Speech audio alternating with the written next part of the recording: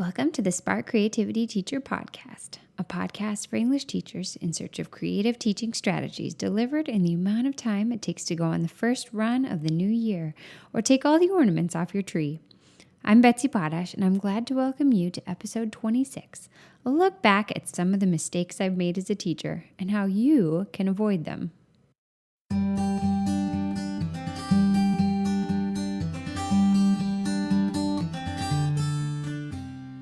This episode has been surprisingly fun to put together. There's nothing like a lot of time and distance to make mistakes seem kind of funny. It makes me genuinely happy to think of saving you from some of the mistakes I've made. So many of them have simple fixes or can be avoided through awareness. I hope by listening to this episode, you'll save yourself from many of the difficult or awkward situations I've been in my teaching career. So I'm going to start by telling you about some of the more specific mistakes that I made in my first year or two of teaching. So these are things that are so easy to correct. And then I'm going to move into some that are a bit more big picture, philosophy oriented. So the specifics, starting with number one, the very first mistake I made on my very first day of teaching was to lecture. And for many of us creative teachers, lecturing is not really in our wheelhouse. But it's easy to think that on the first day, it's your only option because students haven't read any material, they haven't prepared in any way. How can you have a discussion or do a writing activity, etc.? But it's actually pretty easy once you start brainstorming to avoid lecturing on the first day. So you can do a scavenger hunt, you can do an escape room where you're hiding information about yourself that introduces you in the course all over the room and the students have to find it. You can play icebreaker games. You can introduce your free reading library and let students choose their first book that they're going to read. There are plenty of things you can do besides lecture. And on the show notes today, I'm going to put links to some ideas for you if you'd like to dive into those. All right, another mistake that I made in my first year was a couple months in. It was pretty funny. I launched into class, and I remember this boy. His name was Elliot, and he was a great student, fun person. And about 10 minutes in, he said, Miss, are you going to do this thing next? And he was talking about a thing that we had done earlier in the week. And I was like, yeah, why? How do you know? And he was like, well, we already had this class. We had this class on Tuesday, but we liked it. We can do it again. And we all just had to crack up because I had accidentally switched things around in my schedule and I was teaching the exact same class on a different day of the week. I had multiple sections of the same class and I just got things mixed up. And it's so easy to do. This was before teacher planners were so huge. And so I was making my own schedule every week, and then I was transferring it all into a daily schedule that I typed up the night before every single work day. And it was quite a system, but it was also a lot of work to keep it together. And sometimes on very little sleep, I would get mixed up. So if you are having a little trouble with your organization and you want to avoid this kind of mistake, go online and just do a little search for a teacher planner. I can't believe how many there are these days and how amazing they are.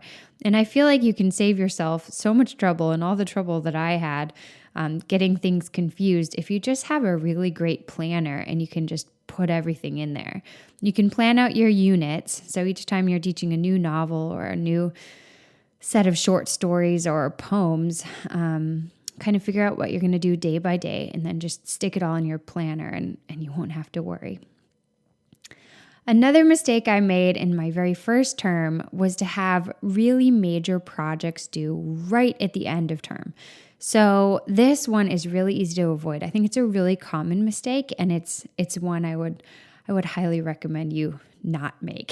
So when you're going to do a big project or a big paper, you don't have to have it due on the very last day of the quarter or of the trimester, whatever you do.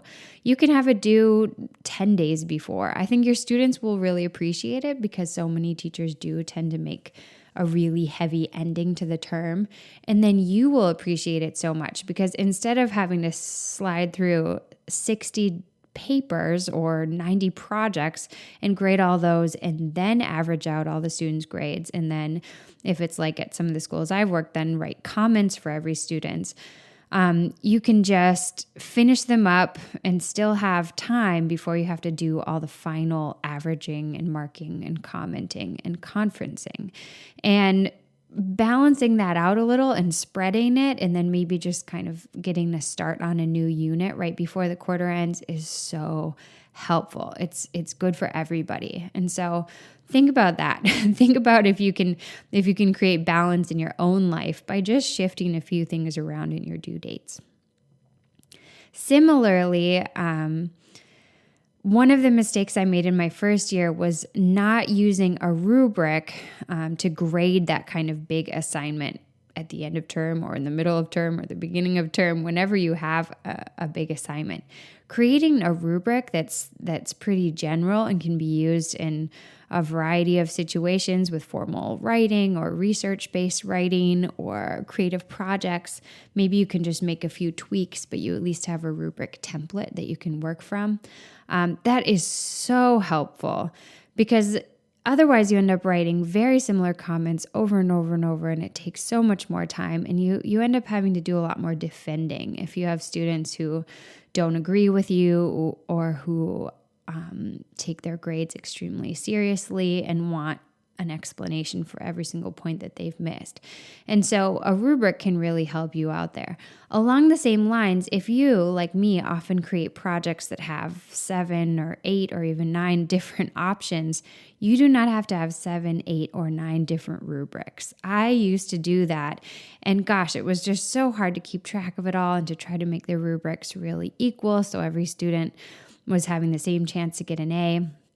Now, if I'm going to do a creative project, I would just create a rubric that's general enough, that grades based on writing quality, based on creativity and innovation, that grades based on understanding of the text, but that doesn't necessarily have benchmarks that are exactly specific to the nature of the project. So that if you have one student building a set for the Scarlet Letter and another student creating a blog for Hester Prynne, you can use the same rubric to grade it because the categories are more general, but still have specific comments attached. And that it's just going to be a lifesaver for you. So jump on board the rubric train if you haven't already, and save yourself the dozens of hours of late night grading that I have experienced after those big projects. Another mistake that I think I made in retrospect was that I didn't have a classroom library at all in my first few years of teaching. It didn't even occur to me to do that until much later. And now I think it's one of the most important things you can do as a teacher. And so if you're early in your career, it's great to just really early start to collect books. You can invite students to bring in their old books. You can invite parents to donate books. You can shop library book sales. You can get on Amazon, you can join a book club, but starting to gather some fantastic books of the types that your students like to read is such a great thing to do for them, for your relationship with them, for their overall reading and writing ability.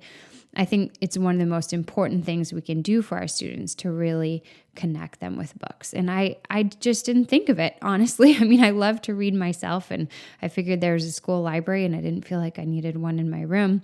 I had so much else going on. But now, thinking back, I wish I had started immediately to gather books for a classroom library and made a space for that in my classroom.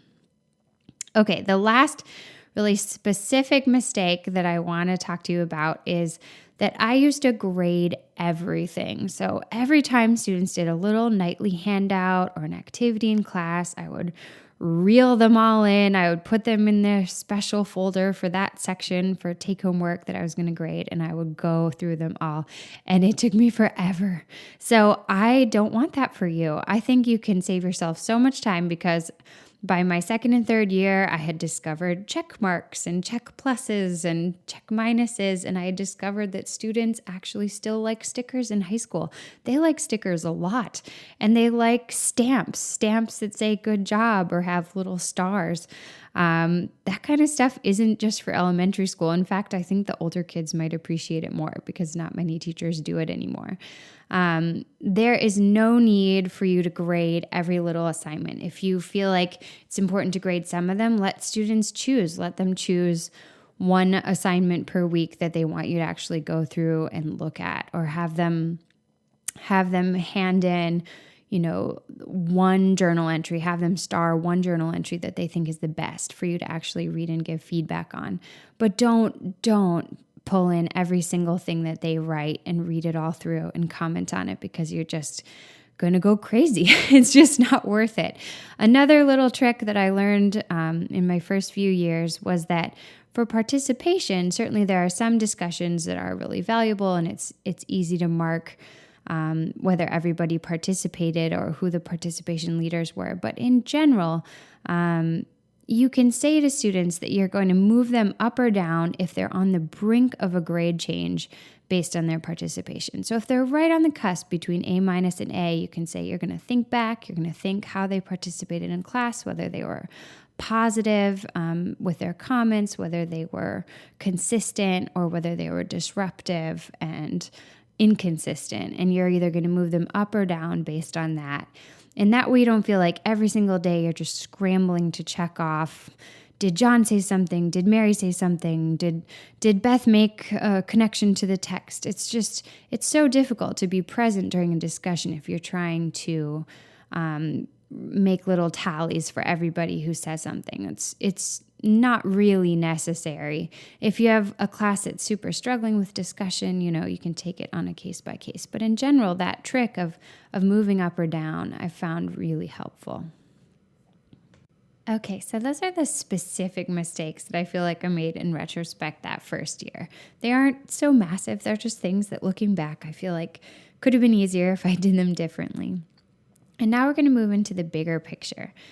The very first piece of advice I got when I became a teacher was that I must not be afraid to say no, that I wasn't going to be able to say yes to every student who wanted something from me, or every teacher who wanted to work together, or whatever, that I needed to choose what I wanted to do. And I think that was really good advice. And I thought that I was doing a great job with it. I had my sections. I was really busy. I was a varsity coach, head coach in my first year of teaching in the first season. And so I was quite stretched, and I was working a lot. And I wasn't afraid to say no to some different requests to advise clubs and things like that. And so I felt like I was setting my boundaries, but I was actually working from like 6 a.m. until 10 or 10:30 at night or later almost every day.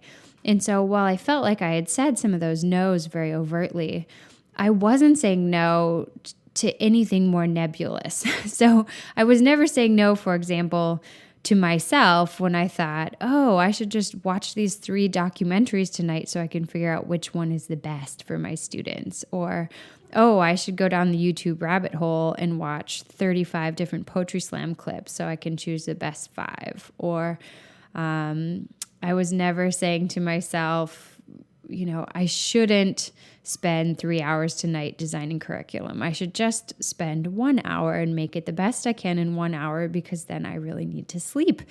And so by the end of the year, I had a very successful year as a teacher.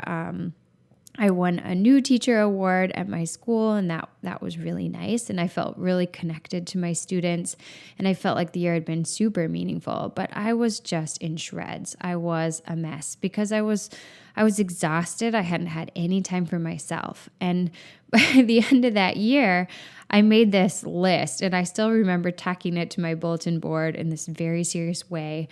And it was a list of like 20 rules and boundaries for myself for the next year. Like, this is what I will not do, and this is what I am going to do for myself.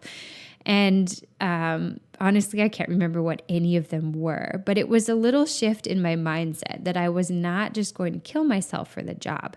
And that is the segue into the second mistake. And the second mistake was not taking any time for myself. And my mom, since I was a kid, has quoted her mentor from when she was young, who always said, "You must care so you can continue to care." And he was an amazing man. He was a Lutheran minister, and he adopted 18 children in his life. And I admire him and the work that he did so much. And this idea of caring so you can continue to care is something that has stuck with me. If I had continued to teach the way I taught in that first year, I probably would have been out of the profession by the end of my second year. You just can only last so long working 16 and 17-hour days, and then falling into bed at 11 o'clock to watch Netflix and eat ice cream. That's just, it's not a healthy lifestyle.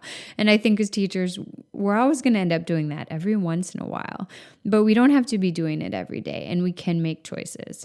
For me, I need time to exercise outside every day. I need reasonably good food. I need some time to read books that I like, and I need some time to talk to the people I care about. And that is not so much to ask. And I think you probably have a list of your own of things that are non-negotiable. You have to have them to be happy and to be fruitful in your career. And so not taking time for yourself, well, it can kind of feel like, wow, I'm really martyring myself for my students here. Good for me. It's actually not good for you. And it's not good for them in the long run because they're going to lose you.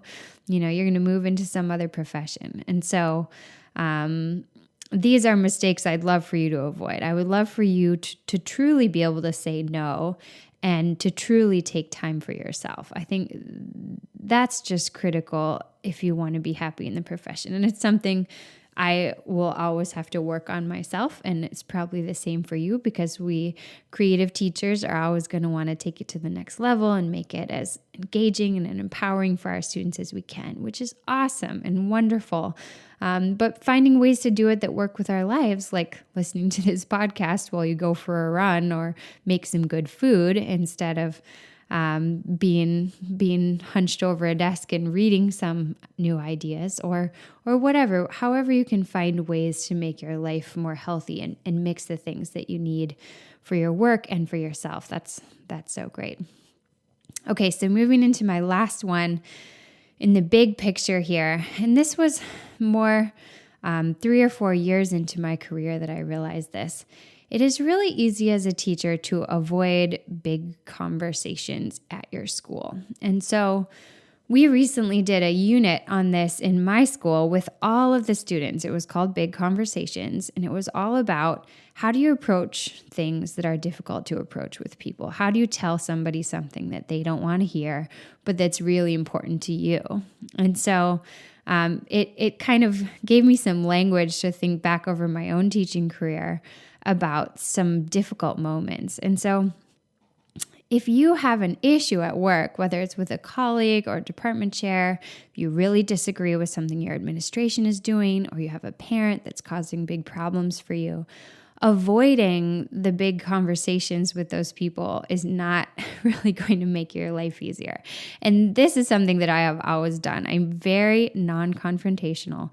And so it was a mistake for me at multiple points in my career that I would have a problem with somebody above me or somebody alongside me, and I would just avoid it. And I would pretend it wasn't happening, until I just ended up so upset about it or in tears in a big charged conversation with that person because I was so unhappy with the way something was being handled. And I think in retrospect, if I had learned sooner to go against my natural avoidance and approach things and say, look, you asked me to do this and I really don't want to. I don't think it's right. I don't think it's good for my students. And here's why. And here's some research to back it up. And, and here's what I want to do instead of just not doing it and not explaining myself and not having that conversation or doing it and being miserable with it and watching my students be miserable with it.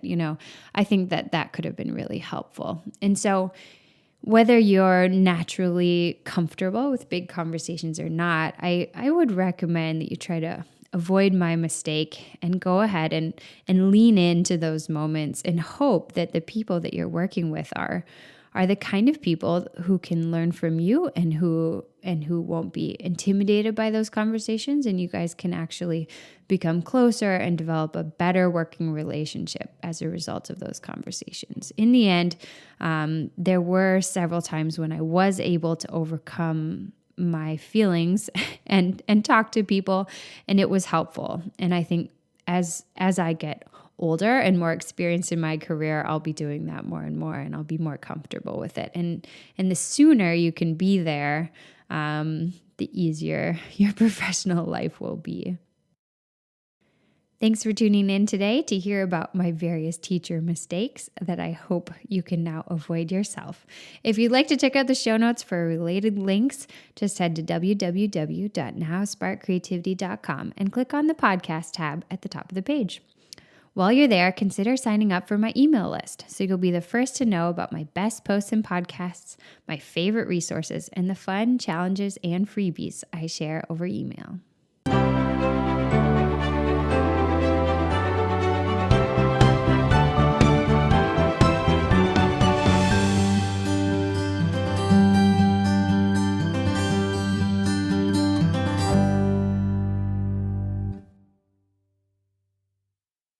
The Spark Creativity Teacher Podcast is a proud member of the Education Podcast Network. The Education Podcast Network, podcasts for educators, podcasts by educators. For more podcast recommendations, visit edupodcastnetwork.com.